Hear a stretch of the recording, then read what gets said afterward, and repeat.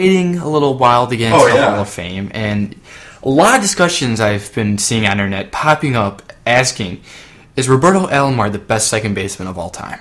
Well, you know me, I'm a diehard Cubs fan. That you are? And the person that is often given the title of greatest second baseman is Ryne Sandberg. I would actually go on the record to say that I think Roberto Alomar is the greatest second baseman of all time. 12 All-Star teams, so many Gold Gloves, he won the batting title one year. He has the 2 World Series rings. Every team that he went to would win. You know what I mean? He went to Toronto, they were winners. Mm-hmm. Went to Baltimore, they were winners in the mid-90s while he was there. Cleveland. That double play combination between Vizquel and Alomar was so much fun to watch.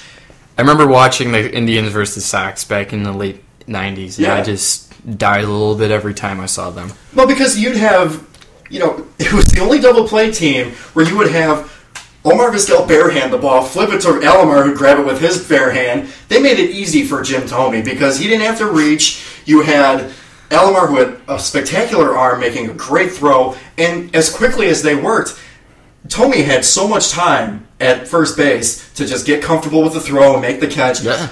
Roberto Alomar, anything that he did, he turned to gold, except for those Mets teams, but I mean... who can you blame for that one? Well, it was the beginning of a downward spiral for what was a very good franchise for a little while. But nevertheless, I would say Alomar is the greatest second baseman of all time. The game has changed a lot. He played the game in a very old-school fashion. As far as Blyleven goes, 287 career wins and 3,000-plus strikeouts. It's really a shame that it took them this long to get him in. He retired in 93. He's been eligible since 97. I don't know why it took this long for them to get him in. Yeah, and like I just said, they got it right. But which teams are these guys going in with? I believe that Alomar's going in with Toronto. I mean, you win 2 rings with the team. That's where you go in with. Yeah. And Blyleven with the Twins, hands down. Because Blyleven's been around, but his best years were with the Twins. That's what I thought. That's what I figured. And he's their home broadcaster. He does their color analysis stuff. And he's very crass. He says a lot of interesting things. He's a tough broadcaster. It was very touching to see. Last week it was Bert Blyleven Day at Target Field. It was very touching to see. There was a shot where he looked at the scoreboard in right field and it said Bert Blyleven Day and flashed his number on the screen. And then he turned around, covered his face, and started crying. It was really touching because he wanted this. Mm-hmm. This is something that he felt he deserved. This is something he wanted, and he got it. And good for him. Everyone going into the Hall this year deserves to go in between Alomar, Gillick, and Blyleven. And congratulations to all of them. Congratulations. On to current Major League Baseball affairs. The trade deadline is approaching 1 week from today, actually. Carlos Beltran and Hunter Pence are the prettiest pieces. The current teams, the Rangers, Braves, Phillies, Giants, and Rays, are said to be possible suitors for the following 2. They both need outfield help. The Braves are the most likely team right now because the Phillies are not willing to part with Dominic Brown, and that's what teams want. Yeah. And the Giants are not willing to part with Zach Wheeler, which is another one of their great pitching prospects. So I'm led to believe that either Beltran or Pence will end up with the Braves, and I'm believing that Pence will go there because I don't see the Mets trading into the division. That's a great point. A lot of teams go into the trade deadline, thinking, why should I help this team that's been beating the crap out of me all year? Mm-hmm.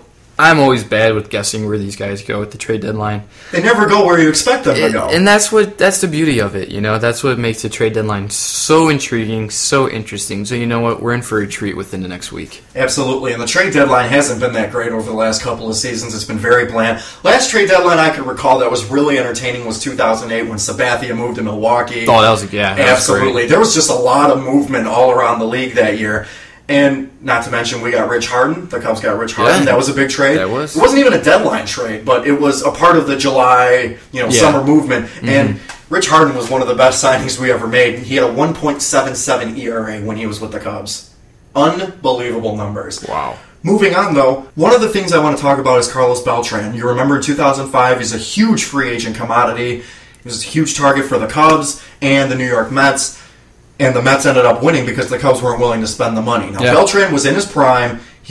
The things that he did with Houston towards down the stretch after being traded from Kansas City in 2004. He absolutely dominated. That's what I remember. I remember him just tearing it up. I've never seen a trade deadline acquisition work that well.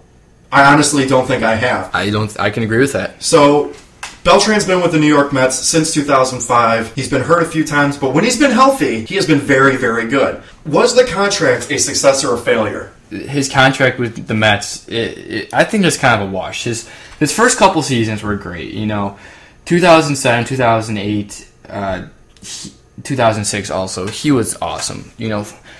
25-plus home runs, 100-something RBIs. He was great. But since then, the 2009, 2010 season, he was hurt with knee problems, I believe. Yeah. Mm-hmm. He had a lot of knee problems, and this year he comes back and makes the All-Star team. So I think, if I had to pick, it was either a success or a failure. I would say success, but not in a totally convinced manner. Like, he was good, but he could have, if he was healthier, I think it would be phenomenal. Absolutely. He would have been great. Absolutely. So, in that sense, yes, it was a success. And this is going to be very interesting. Now that he's healthy again, now that he's playing great, will he go on to another team and have a repeat 2004 performance? And who's to say, even if he doesn't have nearly the same performance, as long as he can contribute, I think that you can consider him possibly one of the best trade deadline acquisitions ever. Well, one of the points that I made on Twitter this week was that Carlos Beltran's trade value, he's just as valuable today as he was in 2004. A lot of teams want him. He's going to be a huge chip to a team that's going into the race that wants to win. It really is a testament to how talented Carlos Beltran is. So it's going to be interesting to see where he goes. By the way, next week our podcast will be broadcast and posted on the internet on Saturday. We're going to be broadcasting live from Sean's block party. And we're going to be following all the trade deadline stuff as closely as we can because the deadline will be the next day. That it will be. All right, we are going to move on to NFL stuff in just a little bit. We've been talking for a half hour. We need to take a breather. Sit tight.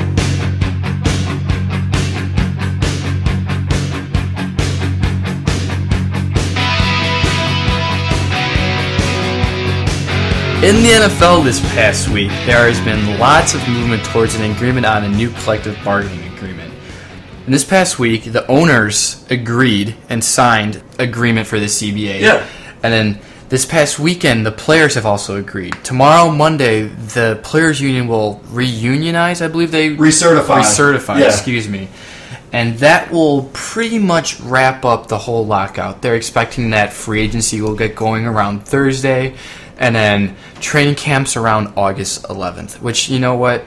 It's way late, but better late than never. I'm just looking forward to Mike and Mike's two-a-days now. You know, because their football stuff is spectacular. I love Mike and Mike. As do I. But I've been interning associated with WJOL over this past summer. In Joliet. Yes, and the news guy, Steve Brandy, great guy, knows his sports. He believed that the over-under for when the lockout would be solved was August 4th. You know, he was pretty close. He said this on Friday, and he made a good point. He said the union decertified, now they have to recertify, and that the whole process would take a long time. He said that you can sign the agreement, but there's so much more that goes along with that. Really? You know what I mean? Okay, so that's what he meant then, by the time they actually get everything rolling. Right, exactly. Okay. So he said August 4th was the date, and I think he's right. There's a lot more to go, but I think most of us are pretty excited for football. We know we're going to get football in 2011. Yeah.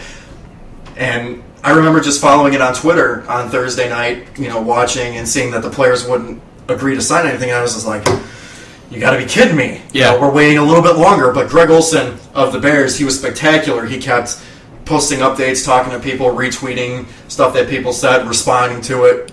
He was great with the whole lockout talk. And you can tell that Greg Olsen is somebody that just wants to play some football. Aaron Rodgers of the Packers is another one. I think the players who aren't associated with the lockout anyway, I think they just want to play. Oh, I totally agree. And on a different note, sorry for the misunderstanding of what your friend Mr. Brandy said about the lockout date. Anyways, I agree that these players, they want to get out there, they want to start playing, they want to get the playbook rolling. Especially these new guys, the rookies, guys that are free agents. They're all getting anxious. Like, what are we going to do now? Yeah. So you know what? This is great because the players are going to come in working extra hard so that they can be ready for when it's opening week. On to NHL stuff right now. Not much news on the Blackhawks front. Chris Campoli, defenseman signed at the trade deadline for the Blackhawks with Michael Frolik, has become a free agent. It's not a big loss. It's one of those where it's a nice guy, but you shake his hand and you let him go. He was a solid defender, and he's going to go help out somebody else. Also, in other news, Patrick Kane's wrist surgery supposedly went very well. Not sure what that means for his regular season performance now, but